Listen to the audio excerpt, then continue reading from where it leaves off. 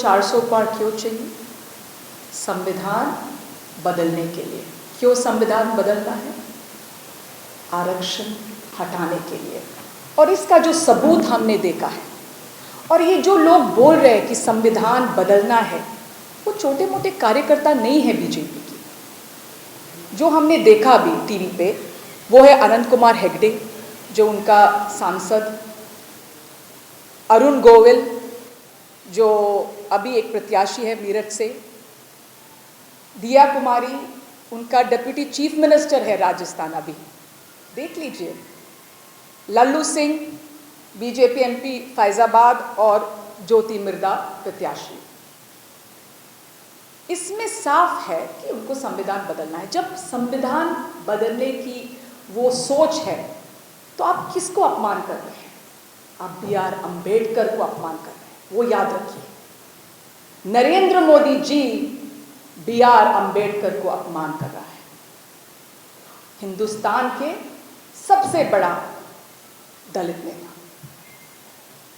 उसके ऊपर हमको एक और चीज पता है कि 2015 मोहन भागवत जी, मुझे याद है, वो बिहार के जो विधानसभा चुनाव से पहले कहा गया था कि आरक्षण हटाना है इस देश से। ये कांग्रेस के नेता नहीं है, ये RSS के अध्यक्ष। उसके बाद 2017 में RSS का दूसरा प्रभारी मनमोहन वैद्या ने वही कहा, आरक्षण हटाना है। उसके बाद उनके एक बड़ा नेता CP ठाकुर ने कहा है आरक्षण हटाना है। और 2021 में जयराम ठाकुर पूर्व मुख्यमंत्री ने कहा है आरक्षण हटाना है। कभी भी आपने सुना नहीं होगा कोई कांग्रेस नेता ने यह कहा है। कांग्रेसी को एक ही चाहिए, आरक्षण देना। और मेरे जो नेता राहुल जी ने कहा हमने वो 50% से ऊपर देंगे, हम संविधान को संशोधन करेंगे, क्योंकि इस देश में अन्याय है। आपको पता है कि जो पिछड़े वर्ग, अनुसूचित जनजाति, अनुसूचित जाति इस देश में 70% से ज्यादा है। लेकिन जब हम देखते हैं कि जिन जैसे केंद्र सरकार में जो सेक्रेटरीज है, 90 सेक्रेटरीज है, उसमें 3 ही OBC है और 4 SC ST है, जो अनुसूचित जनजाति और अनुसूचित जाति है। और भी है, जो केंद्र की जो यूनिवर्सिटीज है उसमें 45 यूनिवर्सिटीज में एक दलित वाइस चांसलर, एक आदिवासी वाइस चांसलर और 5 पिछड़े वर्ग के वाइस चांसलर।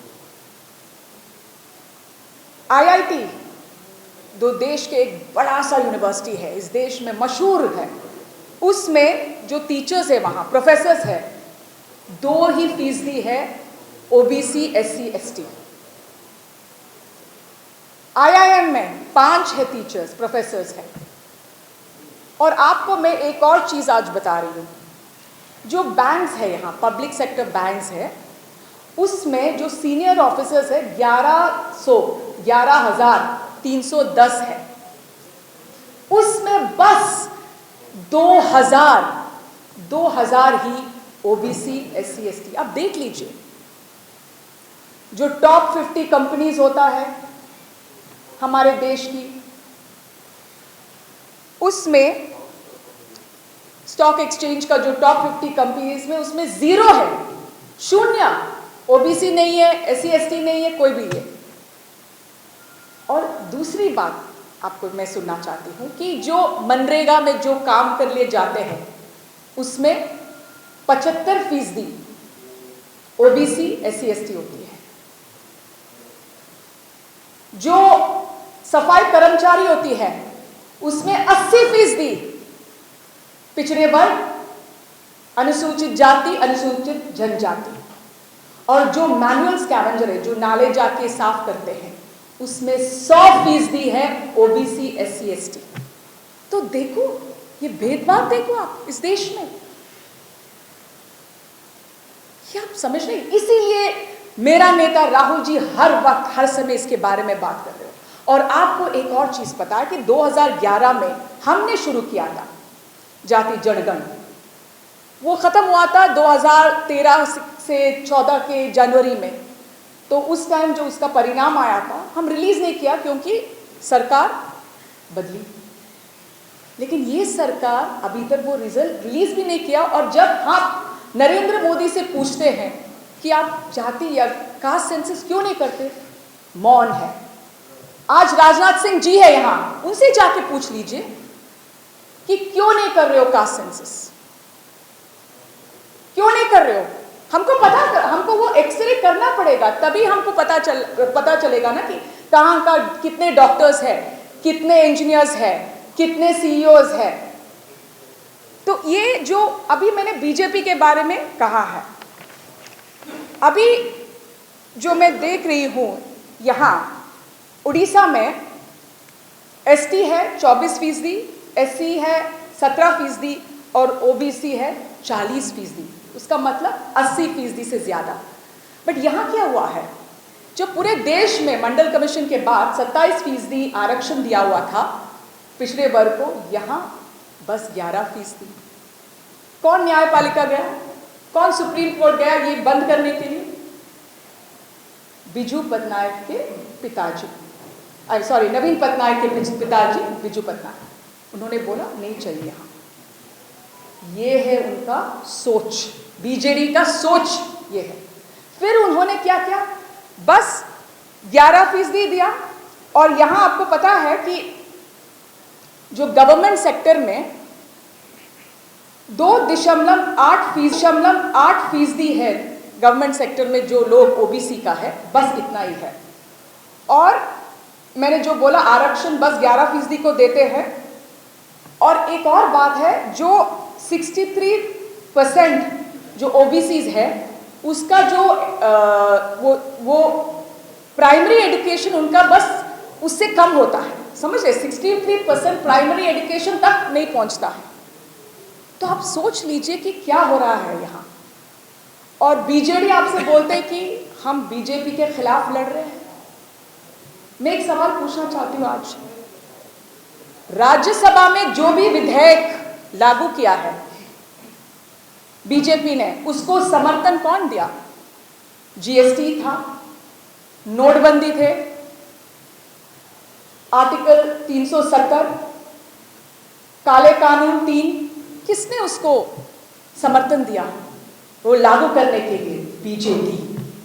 और ये ड्रामा यहाँ कि हम अलग अलग लड़ रहे हैं। अश्विनी वैष्णव का राज्यसभा को समर्थन किसने दिया?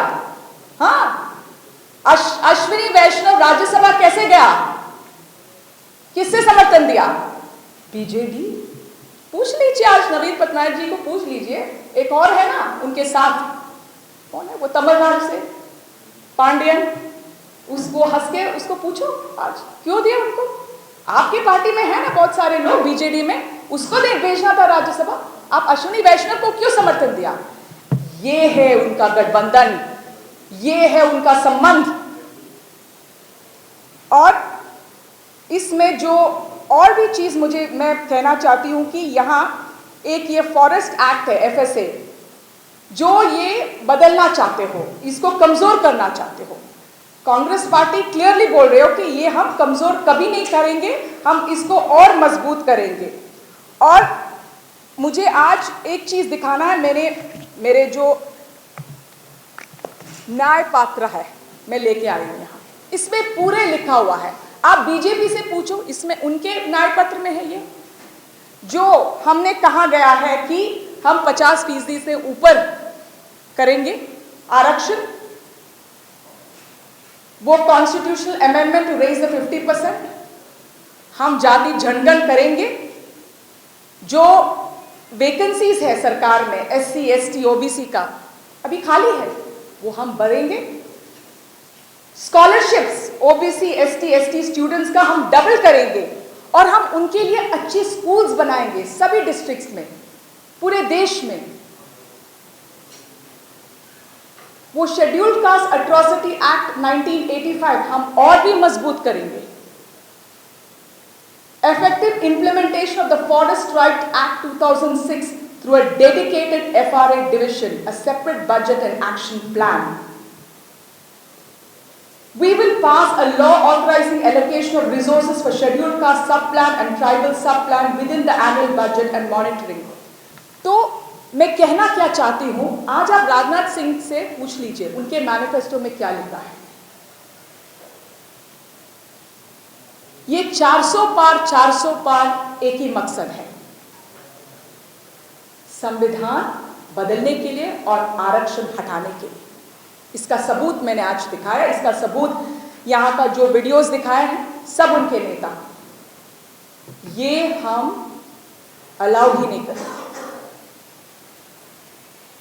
कांग्रेस पार्टी ओबीसी के साथ है, अनुसूचित जनजाति और अनुसूचित जाति के साथ है, और इस आरक्षण हटाने के लिए हम कभी नहीं अलाउ करेंगे। धन्यवाद। Questions?